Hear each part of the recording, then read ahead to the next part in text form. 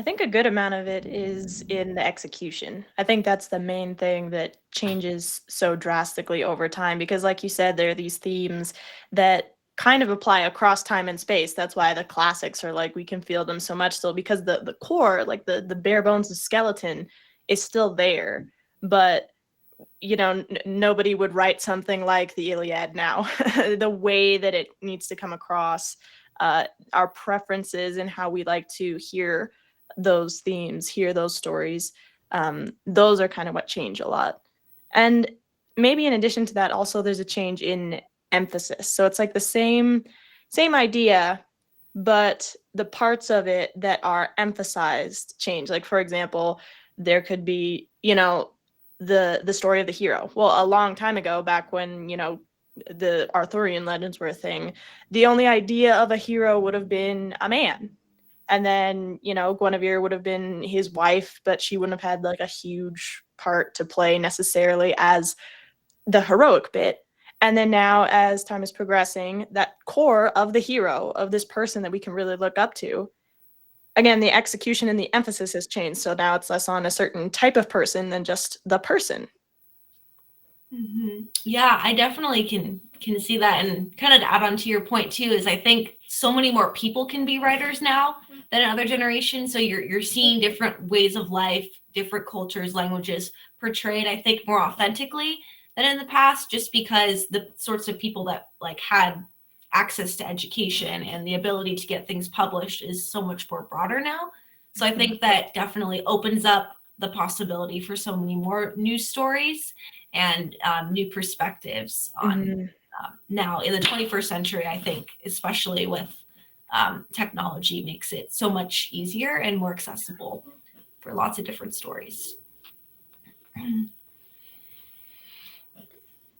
Yeah, that's true. I think that writers can a lot of times will write for a certain niche now, and they're able to do that because even small groups, an individual can publish something, and before you would have always had to go through a bigger company in order to do that. And now it's easier for a small group or just one person to reach out to like their other people in their niche audience and talk to them about the different things that they care about in that area. And they can reach out to people all around the world, which they couldn't do in the past either. Mm-hmm. I think too, even like the idea of genres has really broadened, because I wonder like how many different genres were there a few hundred years ago versus now. There's so many different types of like speculative fiction. I know a lot of people write in that genre. Like that wasn't even probably a term that was coined like when writing was happening like 200 or 300 years ago. So I think that there's so many more ways that we can really like actually hone in on what our writing is and what might appeal to different readers, so people can maybe it's easier to find certain stories they might be interested in the past. And it's so dynamic even from day to day. I mean, you were talking about new genres, and I was just thinking of how like kind of two new genres have popped up in the last couple of years or so. Like I don't think more than 5 years ago anybody would have like if you said the word romantasy or if you said cozy fantasy, people would look at you and be like, what? What is that even? But now you throw that word around and people are like, oh yeah, romantasy. Oh yeah, cozy fantasy. I love that. And so you're absolutely right. It's like it's broadening so much, and it's letting people kind of find their own individual creativity that's like so specific, but it's so exciting because then those individual viewpoints get to see so much more growth, and it's constant. Like I think what have I heard? The next thing that's going to be big is cozy horror. How that is happening is beyond me, but like it's just always changing, and it's fun to see what new specifications that people are like saying, oh yeah, here's this special idea that I had, and then they find their people, and their people make a bunch of different books. Please explain cozy horror. That is tricky because I'm not sure I know what cozy horror is. I think from what I understand, cozy horror is less about slasher and more about atmosphere. So it's just more about the creepy kind of a vibe, and the plot, as far as I understand, is more of a generally more, hi Chris, yay! Welcome. The plot is a little bit more of like a slow burn mystery. there's probably romance in it too. I would not know. But that is the extent of my knowledge of that. I just kind of heard of it a couple of days ago. Yeah, as you were talking, Zephyr, did you want to? Someone just said Goosebumps. I think that's a really good example because Yeah. cozy horror seems more spooky rather than scary or slasher things.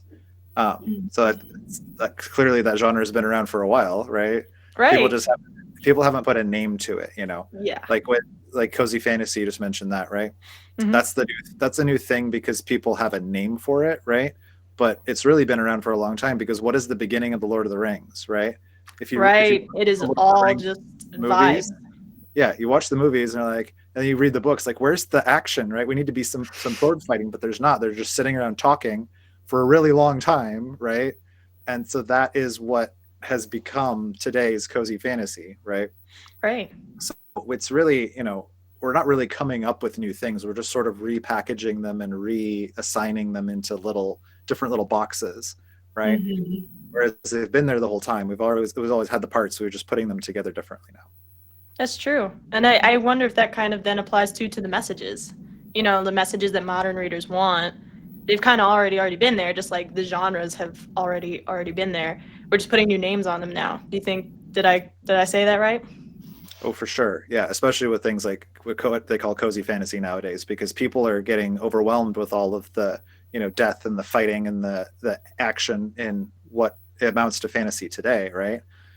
People read books because they want to escape from reality, and reality is full of death and fighting and all of this awful stuff, and so they don't want that in their books. They're already getting that in real life, right? So something that's a lot calmer and a lot more straightforward, and it's just a lot, that's what's appealing to people now, I think. Mm-hmm. Absolutely.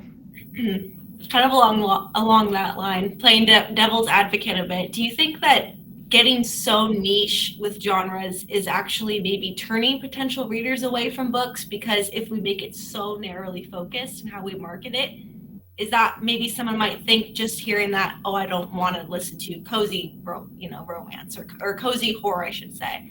Even though there's more to the story than that, but it's just marketed so specifically that people might be missing out on other elements of the book that they might be interested in. I don't know. I've always kind of wondered about that. I know that marketing to genres is to get your ideal readers to find them, but I wonder if there's a way to be too specific, that there's more to your book than just that little portion that is in the genre name that people might miss out on. I think romantasy is super guilty of that, because I think the idea of romance and fantasy sounds really interesting. The problem is, thanks to specifically Fourth Wing, but then a bunch of other books, blew up around the same time, there are some very specific expectations that people have of those books, namely them being spicy, is what I'm thinking of for this particular genre. And I think now it's kind of a feeling where if you want to market your book as romantasy, either people are expecting you to include it being spicy, and if you don't, then they're disappointed, or people who don't want to read spicy stuff, they're immediately just repelled. They're like, nope, romantasy is not for me. So I think you're absolutely right that while it's really, really cool to name these genres, and I think there's an amount of, when a genre is named, there's this sense of belonging. Oh, I didn't just have this wild hair and threw it out there, and it's this kind of conglomeration of thoughts and maybe different types of genres, but they don't follow everything exactly. And instead of feeling like you created something crazy, you're like, hey, no, I'm part of this group. I'm part of the cozy fantasy. I'm part of the romantasy, whatever the case may be. But I think narrowing it too much, I think you're absolutely right. It can start to be exclusive.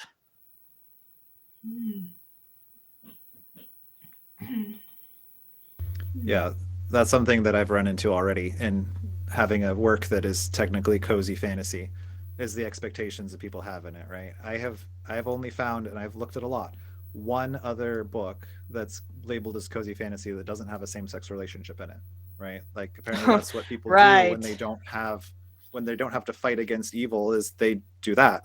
But why, right? That's not what's important. So I don't want to market my stuff as cozy fantasy anymore, because then people will come into it expecting that and not find it, and they'll be disappointed. So yeah, the narrowing it down too much, I don't think is helpful. I think it's just, it's an easy way to categorize, but at the same time, readers, we want readers to be able to be open and to see, this is its own work, but they don't know, they don't know what they're coming into, and we have to give them enough to work with so that they can actually understand it before they even start reading in the first place. Mm-hmm.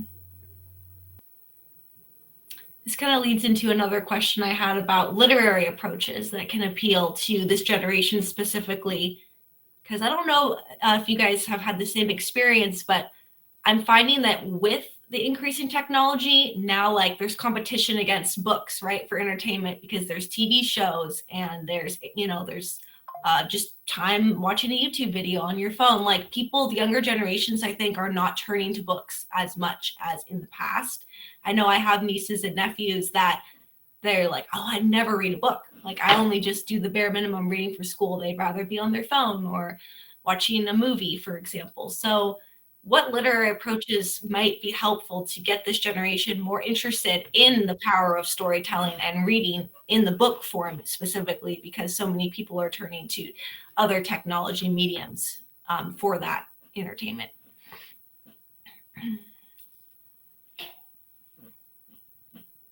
Does audiobook include, is that included in the book form, audiobook, or is it specifically just written words? There's ebooks, there's audiobooks. Yep, I think that all kind of goes in the same book form. Then I vote for audiobooks, because I keep having people say, oh, I really want to listen to this book. Like, well, I don't have it yet, just wait. So I think that's definitely a way that people have sort of oriented their daily lifestyle, is to listening to podcasts and audiobooks and all of that.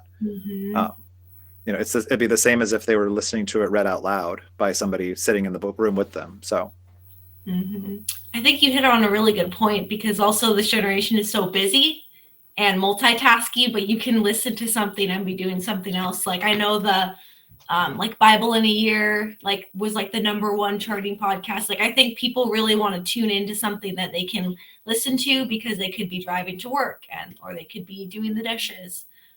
Versus I think in the past, maybe, I don't want to say people were simpler, but they just didn't have as many like ties and pulls on them that it seems that a lot of people have today in the 21st century.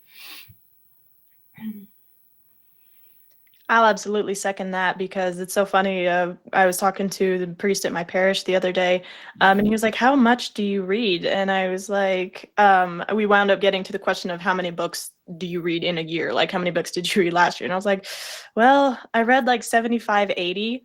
But then in my head, I was like, but that sounds way more impressive than it is, because about 50% of those, if not more, were audiobooks, which really just means I was cleaning the bathroom and doing the dishes a lot. It doesn't necessarily mean that I had all that time to like sit down and read a book, because that takes a while. It's a time consuming thing. And I think that is why reading is so special. Like, I think it's obviously you're absolutely right, being challenged by, YouTube and TikTok and Instagram and all the other like rapid fire, I don't have to expend the energy that I don't have kind of an entertainment. But at the same time, because of that, there is this advantage that books are never going to lose. And that advantage is it's something that is worth taking the time to sit down, let other stuff fall away, and spend your time and energy on it. And I think that how I'm saying this, and it's much easier said than done, but I think if people were able to kind of recognize, okay, this is a really meaningful thing. This book is a really meaningful thing. It's worth that amount of time. Then those people probably are, at least more than not, going to choose this thing that feeds them more. Because as much as, say, TikTok can satisfy an itch, it can like give you your humor itch, it can give you your aesthetics itch, that kind of a thing. It's not necessarily going to do it as well as a book can, because a book has had so much time and effort, and there's so much meat to it, I guess I want to say, that in the end, it's a more satisfying thing than those 10-second videos. Mm-hmm. Right. There's so much more depth and transformation that can occur when you actually spend the time to dive into a story versus, these like 8-second entertainment reels. Like, it's just, you're not going to be transformed by that. You're going to just be more like entertained very briefly by that than you will with the book. Exactly. Because, like, you've heard of people, this book made me sob. I threw this book across the room. I was thinking about this book for days. Nobody's ever done that for a TikTok. Nobody looked at a TikTok and said, I threw my phone across the room. No, you didn't, because it was there and gone in 8 seconds, and you were on to the next one. Mm-hmm.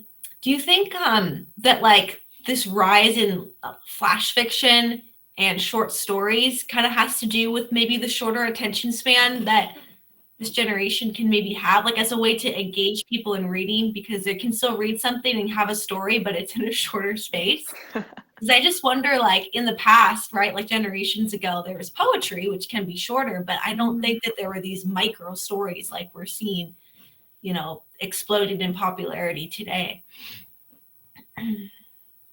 I've personally never really written flash fiction, but I'm hearing and seeing more of that out in the market. Yeah, I think it's a good thing not only for readers but also for writers, because people's attention span, whatever. But at the same time, it's also good for readers because like I just published one like 600 word story, right? And it was just a fragment of an idea. It was like this little tiny scene that I thought of. Like I don't have enough to expand this into a full story of any kind, even just a short story. So I'll just put it out there, and there it is. It's not anything that requires any more explanation or expansion than that. So I think it's useful for people who want shorter, smaller things to read, and also for us writers who just want to have a little idea or something. Mm-hmm. There's also a sense of accomplishment, I think, when you finish writing something. So, and it can be really hard to get that if you're writing a novella or a full-length book or anything. And it can kind of like drag sometimes. You're like, man, this project's close to my heart, but gee, first be done already. And it just is not done. But if you get to do that short story, then it's like, wow, okay, I completed something. I made something beautiful, and it's done. And I finished it, and now I get that accomplishment, that joy. Mm-hmm. Yeah, you're right. I think it can be a great stepping stone too for authors who are like hesitant, or they don't think that they can write a full novel. Once they can write a flash fiction or short story piece, it gives that sense of confidence that you can write something a little bit longer, and then a little bit more. Mm-hmm. For sure. Short stories can be a great introduction into a bigger world or story. Yeah, in fact, that's the funnest thing for me, when you start with something little and you're like, wait a minute, maybe this could be bigger. That's very fun to me. Mm-hmm. Or if I've seen it too, where authors do write that longer novel and then they do a little short story based on like a side character, like there was something about them that they wanted to show to readers, but not enough for a full story. Then they write like a little side short story for them. Super cool to see. Mm-hmm. Are there other like literary approaches or tactics or ways to get more meaningful, especially faith-based stories out to this modern generation? Or anything that's worked well for you and in your readers?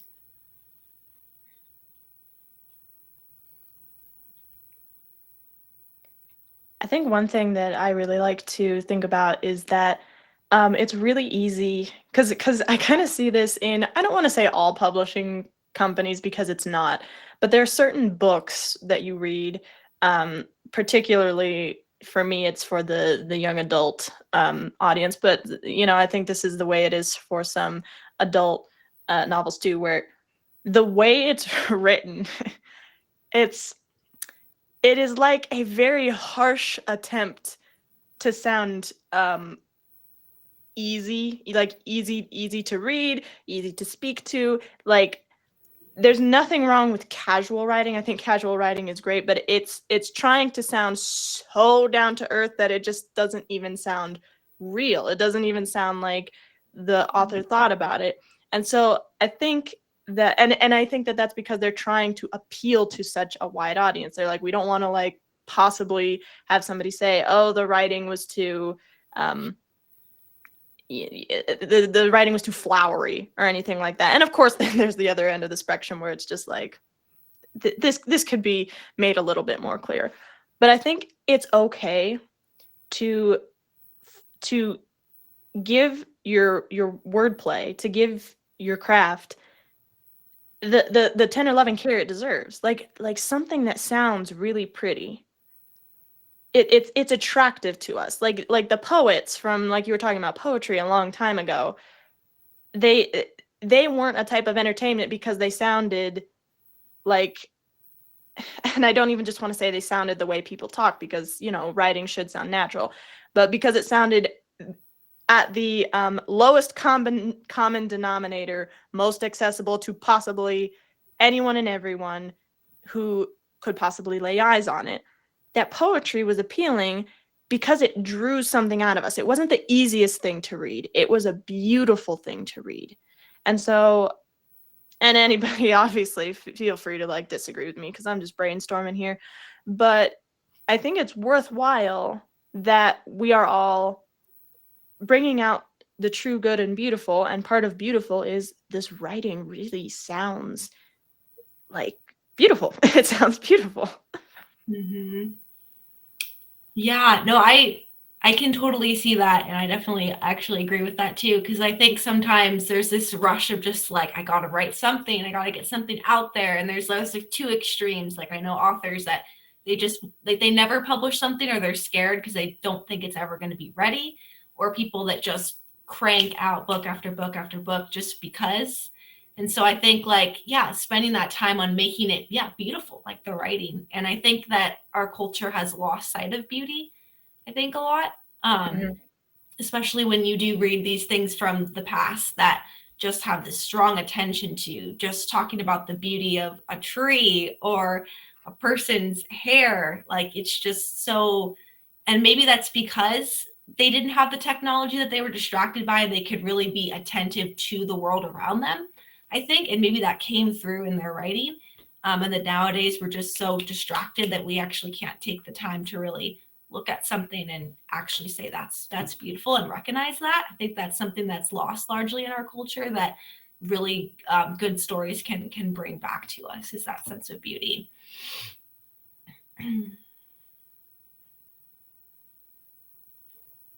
I think that's a really like powerful point about how in the past, you know, you could sit there and describe a tree for like just the longest time, because, you know, I think at the time it was like, oh, it was a rest for them. Reading was the rest for them because they weren't doing every manner of which thing. If they were reading, they sat down, they had to make time, or they had a moment where they weren't doing other things, and they were rest so they could absorb this beauty. And now, and you know what, I'm even going to say, I don't think it's necessarily inherently a bad thing that nowadays writing has moved toward kind of a little bit more action based, like less people are less willing to sit down and just listen to a tree be described for an entire page. I don't think necessarily that that's inherently a bad thing, only for the fact that, you know, action's a good thing too, you know, so there's the rest, and then also there's that motivation to then be able to get up and be moved with zeal for something, and that's a beautiful thing too. But I completely agree that I think then that is taken to such an extreme now that it's at the expense of appreciating that beauty that they appreciated so much. And so it's so exciting to be able to see books that kind of take the best of both worlds. You know, they revel in the beauty of the world and the language and stuff like that, but at the same time there's this excitement, there's this coming alive that is brought in by the action and the plot. And so honestly, I think in all times, when you can get a really great combination of those two, that is the most that's the most touching and lasting literature, kind of like Zephyr was saying about Lord of the Rings. It's like, yeah, there's absolutely Tolkien takes a while to describe a tree, but there's also this journey to Mordor. There's the battles, and I'm sorry, I can't think of the names off the top of my head. But you have Aragorn, you have Legolas, and you have all these dynamic characters and the stakes, and it's all just comes together into this massive thing. Beauty can be found in action and plot too, and the characters' internal and external choices. Yeah, right. I didn't even think about that, but yeah. Yeah, because I think movies have really honestly spoiled most readers nowadays because they're expecting something that's, cinematic and interesting and lots of visual descriptions. I've read plenty of works in progress and other things where there's no internal description of anything. It's just what's happening, just action and the dialogue, and that's it. Like, well, if we wanted that, we would watch a movie, right? Because that's what movies are for. So in a book, you have the opportunity to share what's going on inside the characters' heads or anywhere else in the world, right?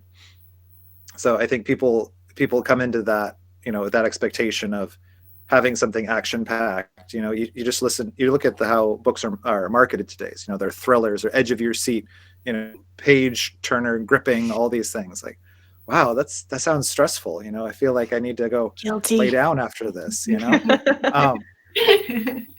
But it's that active sense of it. Like, we're actively, doing this thing. Whereas, literature has always been, just more, I think it's been more sedate than that. Like you're saying, like just taking the time to appreciate that beauty, instead of just rushing from one thing to the next all the time, right? We do that in our daily life. So why would we want to do that in a book? I think that's why everybody loves, speaking of movies, why everybody loves Studio Ghibli so much. Because Yes. it just soaks in the color and the world and the daily life and the little things that you don't really pay attention to. Like, I remember I was watching the latest one, The Boy and the Heron, and and there's a part where the boy, I can't remember his name, I'm sorry. He's running up the stairs, and he's running so fast that he kind of like uses his hands to balance and run up the last few stairs. And I was like, I do that. I used to do that when I would like try to run up the stairs so fast that I was leaning forward and I needed my hands to catch those next steps. Or there was another time where like someone was trying to kick off his shoe and he had to stop and actually finish kicking off the shoe because it wasn't coming. And I was like, wow, it's really getting into the feel of being a person in a way that a lot of other movies and shows don't. And so I think that, yeah, I completely agree, Zephyr, and I think that Studio Ghibli is the rare exception in the fact that it does take a moment to kind of relish just that kind of beauty. And there's still some action, but it's not as dependent. Like, the action isn't a crutch for it. Right. That seems to be common among most Eastern Japanese and those kinds of things, that their books too are like that. They're just slow, right? I read a lot of Japanese literature, like nothing's really happening here. We're just kind of talking and we're just kind of, waiting for something. Yeah. So I think that's just the difference in the cultures, and the way that they see things. So. Yeah. Well-rounded storytelling, right? I think is really important. Like, as everyone's been saying, like showing the action, right? Like, readers want to see things happening, but they also want to see the day-to-days of life because that's relatable to them as well. So I think finding that balance of showing readers an adventure, something outside of just their everyday, and I guess that's maybe the escapism part of reading, but also the sense of camaraderie with readers. Like, they're reading about something that's relatable and they can see themselves in it and they can see what's possible for themselves through the readers, or through the characters, that they're reading about. It reminds me of a quote. Now, this person was talking about, I think she was talking about Taylor Swift and her music and why everybody loves her music so much, particularly like the stories that she's telling in her music. But she said, and I'm going to misquote this, but it was close to the effect of, when you let someone know that they exist, when you remind someone that they exist, when you acknowledge that they exist, that's what really makes the art, the story, super powerful. they're like, wow, someone sees me. They can't see me right here, right now, but I'm going through this with somebody. Mm-hmm.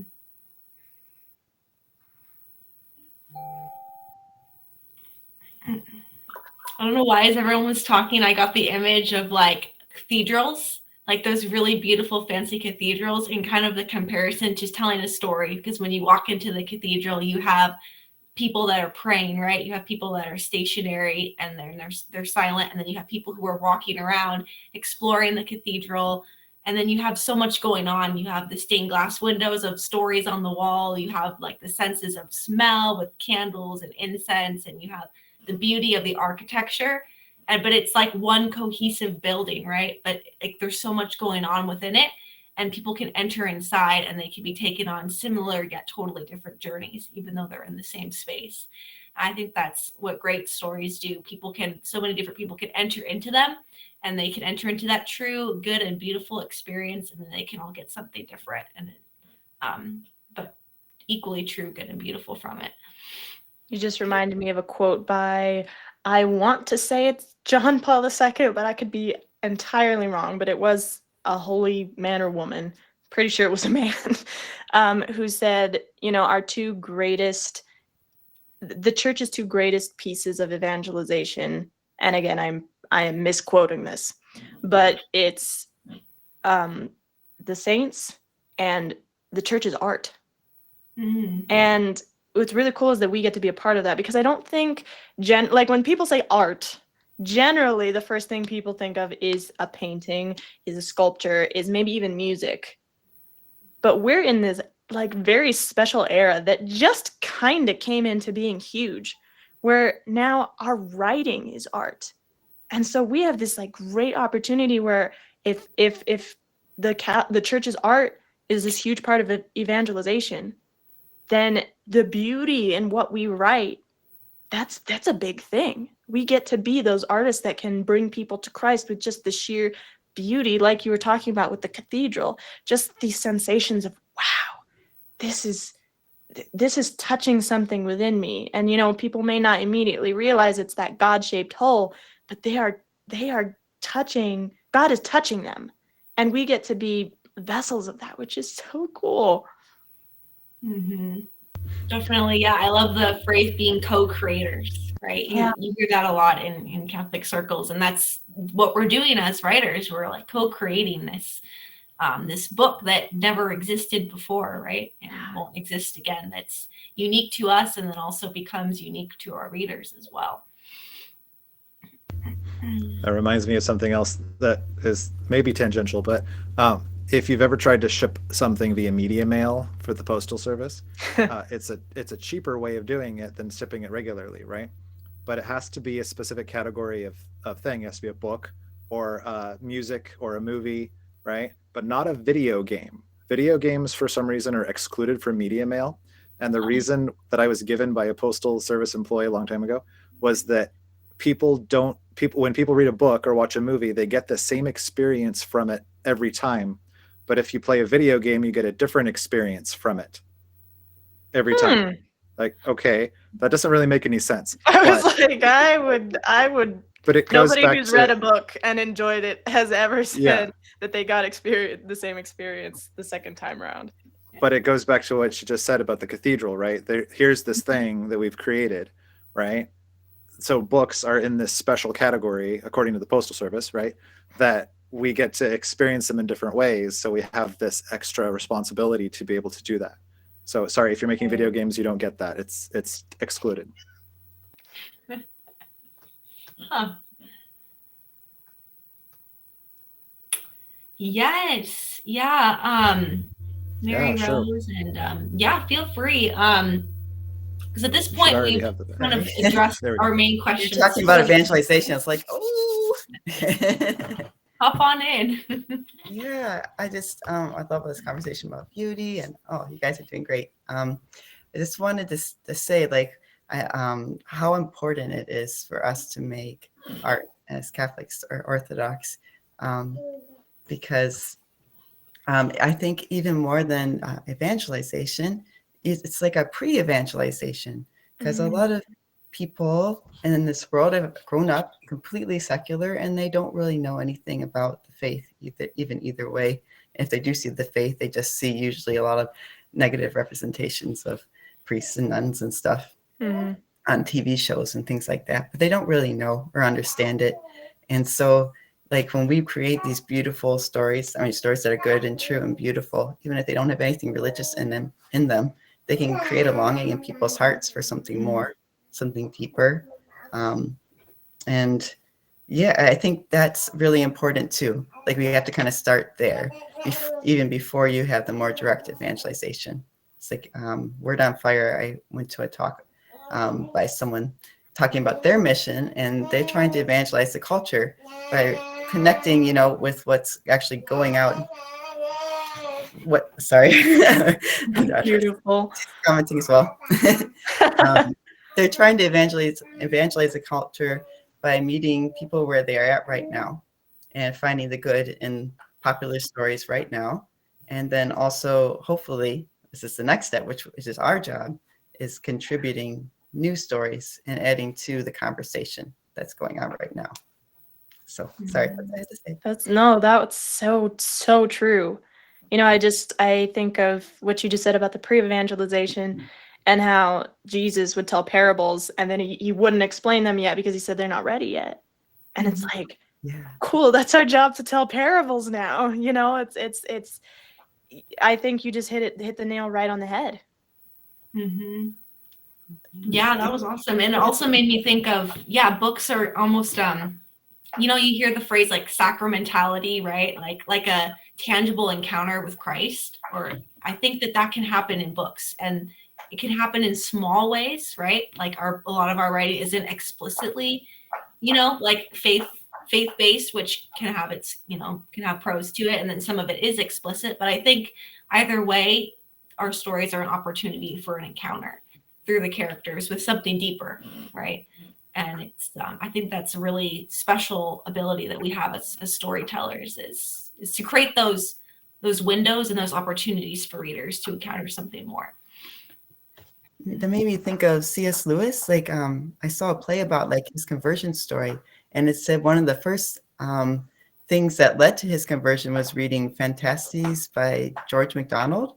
And that's a fairy tale, but it gave him like its first thought of just he said it like inspiration of just this incredible beauty and this another world basically than just the world that he was in. It's like a window into it. Because God gave us this imagination, and it's really great, and I think He gave it to us so that. Like Allison was mentioning, we can co-create. He's like, okay, well, I didn't make a horse with wings, but I give you your imagination so that you could experience a horse with wings or, a dragon, not in the devil sense of the dragon, but just in the fantasy sense of a dragon. He gave us room to grow. He gave us room to expand even upon what he's made, Sub-creation. Like Tolkien said that we're all writers and artists are sub-creators. Yeah. Sub-creators. I love that. Yeah, and I think it's so fascinating too that through fiction, something that is inherently not real can lead to something that is. Yes. And I think that's always so cool to me. Like these stories that are, completely made up and even have elements that can't even exist, right? And in the real world, but how through that there's a sense of something that is actually true and something that is real, which is our faith. So it's really neat. I think that's how you can evangelize to people that aren't into the faith, because they might not see that at first because they just think that they're reading this fun, exciting story, but then actually the deeper roots of that, can maybe plant seeds in their lives to something deeper down the road, an openness to God, perhaps. Yeah. And tell me if I'm way off with this, but I think there's also a beautiful element of just attraction to even get them started. So it's kind of what you just said. But I remember John Bosco when he was little, he would do magic shows. Like just to get the kids interested. Like it was just a magic show. It was just sleight of hand, just to get the kids of his, the fellow kids of his village interested. And then he'd be like, okay, now you see, this is awesome. You see, I'm a fun person. I'm someone you can trust. I'm someone who is right here with you. Now let me tell you this other thing too. Mm-hmm. Oh, that's really good. Thank you. We're magicians. Yay!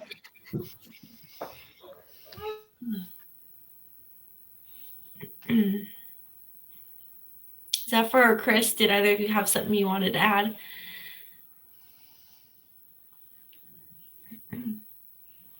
I know I should say something, but I don't. You guys have just blown me all away. And coming in like didn't help. So Oh, no problem. There's something I was wanting that kind of came to my mind about characters that I think is really neat, because so often in our life we're just exposed to only maybe a handful of people that's like in our inner circle. But through stories, you can be introduced to characters that emulate or reflect certain types of people that you may never encounter in your own life. So I think that that's really cool, because then it can sometimes open up your perspectives or your understanding of people and the world that just maybe based on where you live or your state in life, you would never actually realistically be able to experience, but you can through stories. Because yeah, some of my favorite stories are when the characters are people that I just had never really encountered or never really considered, but I see, you know, like their actions or their redemption arc or their trials and sufferings, and I'm like, wow, that really hits me and speaks to me in a new way. So I wonder if that's similar to readers, because like, for example, maybe I wasn't sure who said, maybe it was you, Gabriella, who mentioned, or maybe it was Mary Rose, people can have a negative view of the church, but if they see characters that are actually like living that out in a true, good and beautiful way, maybe that can like change their perspective. It's not people they know in real life, but like characters they read about. And that can be more approachable, because they're like, these are just fake, made up people. Like there isn't that sense of like, oh, I'm going to get into an argument with someone over this, but they just see it happening in the story. Someone that's, you know, living out the faith, and then that can like open up new ways of viewing things, I think.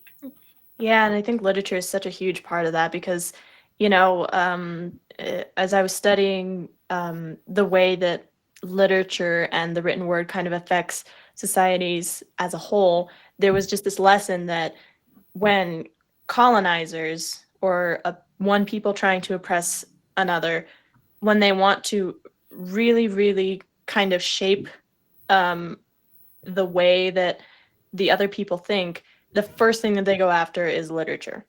So like either say, you know, they burn the literature, that kind of a thing, or they change it so that it only revolves around us, like these certain people act these certain way, these other people are this certain way, this is how it's supposed to be, and they just inundate it in the literature. And like Mary Rose was saying, our literature is so inundated with every negative possible attribute to Catholics and Christians. It's just everywhere. It's maddening. And so it's really exciting that then we have a chance to counterbalance that, to be like, okay, well, I can't really stop you from constantly making Christians horrible people in your literature, but I can represent my people. I can say, actually, here's what we're supposed to be. Here's who we are. Exactly. Yeah. And I think that too, that makes it, you know, you hear like preachy fiction, right? Or fiction that maybe just makes Christianity seem like, yeah, cookie cutter. But I think having those real characters that wrestle with things, I think people that might have that view towards the church, it will change their perspective, because they actually see someone really wrestling with something, struggling with something, not always making the right choices, but yet turning towards, you know, towards the faith. I think that can give them a new perspective. So being more vulnerable to just the true, well-rounded Christian individual in their walk with Christ, I think actually will have a positive impact on readers than it would just making everything seem perfect and like, yeah, everyone has everything all together. Right, exactly. And you know, I think there's such a positive thing to say about just kind of normalizing Catholic characters. Like just, yeah, they're people. Because, you know, you have characters who it's mentioned that say they're atheist, or it's mentioned say that they are whatever the case may be. But it's not like this is atheistic fiction or anything. It's just the character, and that character happens to be atheist. Well, I think we have this great opportunity to be like, okay, here's a character in a fantasy, or in like an urban fantasy, or in a thriller, or in a dystopian, or whatever, and they are doing urban fantasy, thriller, dystopian things, and they are Catholic. We are people. We are here. That kind of a thing.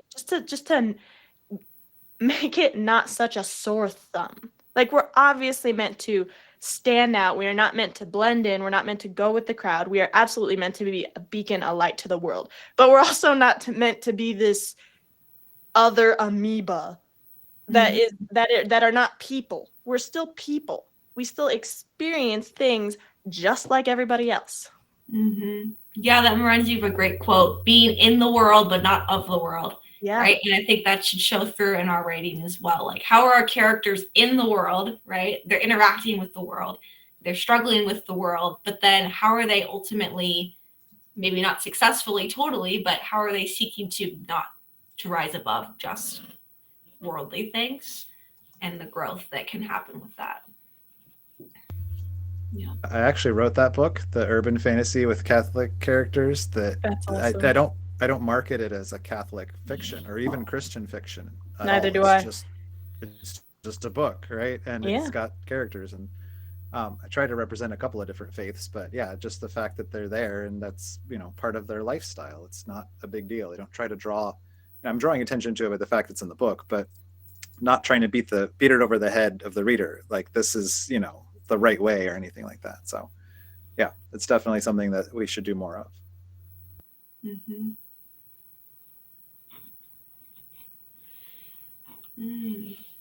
Other thoughts anybody has? I know we're looks like we've got about 20 minutes until the next official talk is happening at 6, Sci-Fi Fandoms.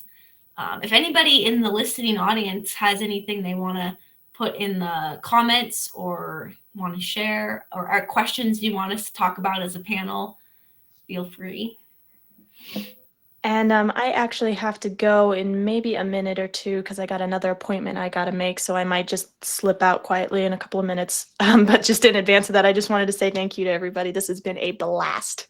Yeah, this has been a lot of fun. Thanks for being a part of it, Gabriella. Thank you. Thank you. Maybe we should go around briefly and introduce ourselves, just for those who are here. We kind of had a crazy start because of struggling with people not being able to get in. But now that we're here, maybe we can just introduce ourselves. I guess I'll go first. I'm Allison Ramirez. I write sci-fi dystopian novels. I'm working on a trilogy right now that's should be completed next year. It's like a futuristic society, corrupt government, but then it's also loosely inspired by Old Testament themes of the divided kingdom of Israel.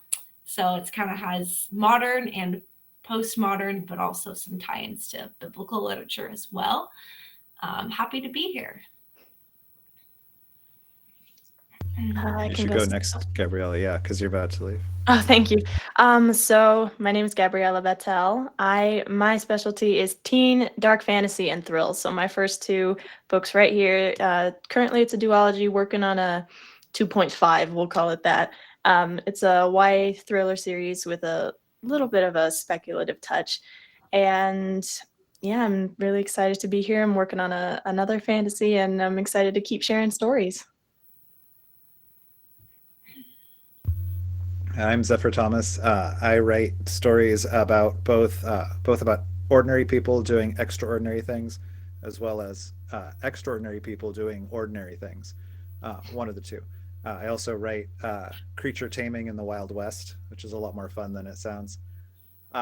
So yeah, I have kind of a wide range of different worlds and stories that I try to draw from and go around, rather than focusing on any one, just to try to get as many different genres and different types of stories out there. So I have three books published, paper books, but I also have a lot of other stories that you can find online as well. So. And I'm Chris Weigand. I write historical fantasy. Right now, the project I'm working on is actually historical biblical fantasy because it takes place in during Jesus' time on earth, and then it moves. The second book that I'm currently working on actually moves us into Acts, and when the disciples move out into the world. But I'm using two Samaritan young people to do all my stuff, but they're my main characters. Although I do have a little bit of there's a couple apostles that are traveling with them, and they did have contact with Jesus at different times in the first book. So, but yeah, I started out writing fantasy, and then I kind of got into this biblical fantasy, and it's just kind of taken me away.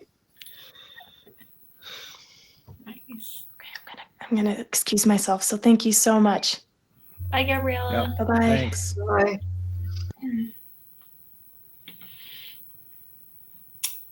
Okay. Any listeners in the chat want to share something? Or thoughts on the talk? Anything that anybody wants to share?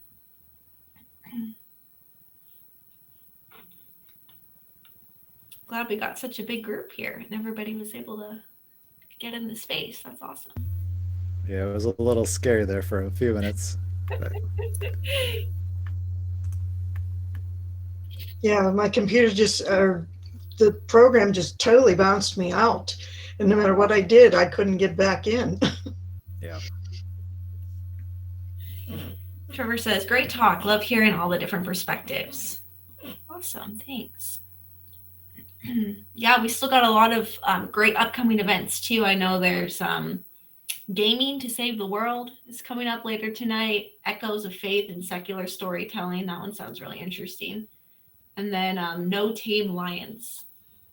So if you haven't got a chance to, if you're just hopping on, there's a lot of good things up and coming too. Didn't catch if you gave advice on how to integrate them into a story. Ooh, what sorts of things into a story were you thinking, Ringo? Oh, themes into a story. Okay. Yeah, thoughts on that? Integrating themes into a story. That's I feel like. Oh yeah, go ahead, Zephyr. That's just writing the story, isn't it? Like, to integrate a theme into a story, I think a story is a theme, right? Like, it has to have that as part of it in order for it to work. Like, you can't just have a story that doesn't have a theme or doesn't have a message of some kind, whether it's subtle or whether it's overt, right? It has to have that central idea for it to actually work. So yeah, I mean, there's lots of different ways of coming up with a story. You can do the what if method, start with an idea and sort of develop it out, or you can, start with the ending and work backwards from there. But as far as, integrating the themes that we've got, just, I can't remember who it was. I think it was yesterday. Eric Clayton was saying something about world building and just think about how what you want to do affects the poor, right? Just think about, other aspects of the world and how that would apply, to the poorest people, right? That'll help you, give you a good idea of how to apply Catholic themes into it as well. Yeah, those are great points. To add on, I would also maybe consider internal transformation in your characters that you're seeking to have happen, as well as if there's any like external goals that the characters are seeking. So those are two perspectives. And I think also keeping in mind, as authors, we're definitely going to have messages we want to get across, but sometimes readers they'll take what they will from the story. So I think often there's a lot of like implicit themes that readers will pick up on that maybe you as the author didn't even intend, or you didn't even think about, which I think is part of the fun and excitement of storytelling. But yeah, I think thinking about beyond just the plot, what's the overall message or ideal that you're hoping that readers will pick up on or that you get across through the story. I kind of think that when I'm writing a story, I don't always figure the theme out until the end of the end of my writing process.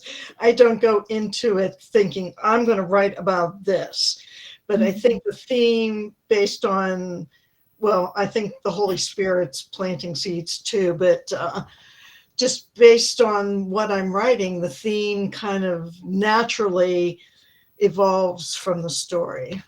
Mm-hmm. That's the way I do it. Somebody else may do it differently, but I've never really, the themes will come. Yeah. Yeah, I think that's part of the self-discovery, right? As writers. I'm not seeing anything else in the chat. So maybe we can kind of wrap up. You've been here for over an hour too. This is great. So many good conversations. I want to thank my fellow panelists that joined me today. Chris and Zephyr, for your time, and thank you for all who attended. Hope that you learned something new or gained some new insights today. Thanks for attending, and I hope to connect with you all later throughout the weekend.